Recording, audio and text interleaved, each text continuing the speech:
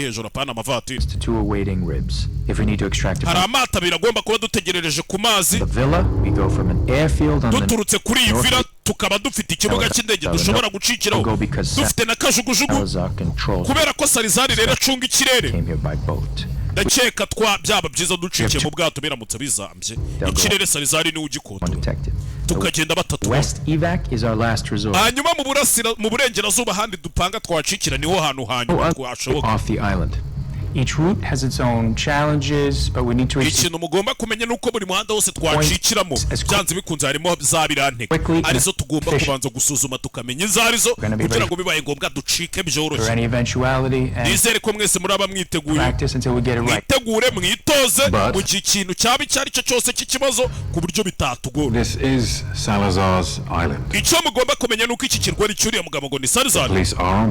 N'abapolisi bahakorera ni gubishyura. Experienced private army. Ndetse ni nayo mpamvu bavuga ngo uyu mugabo afite igisirikare cyo kigenga afite nk'abasirikare bangahe. Ndakeka ndamutse mbaze neza afite nka 50 kuri iki kirwa. Considering his activities, he takes some comfort from having a small militia. Afite n'inyeshyamba militia, small militia. Police station is an issue.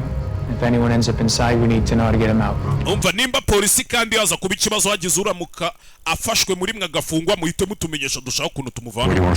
Murashaka duhere hehe? Mbere na mbere tubanze dusuzume imihanda yo gucikira. Ubundi tuze kujya kuri station ya polisi.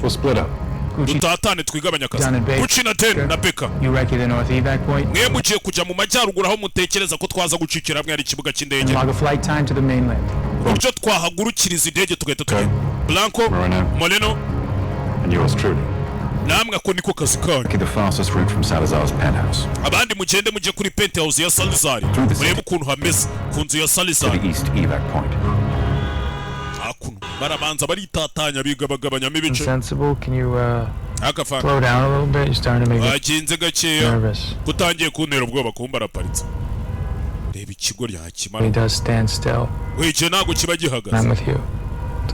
Iyo ndi kumwe nemba mbona igihe kiruka. You plan the route.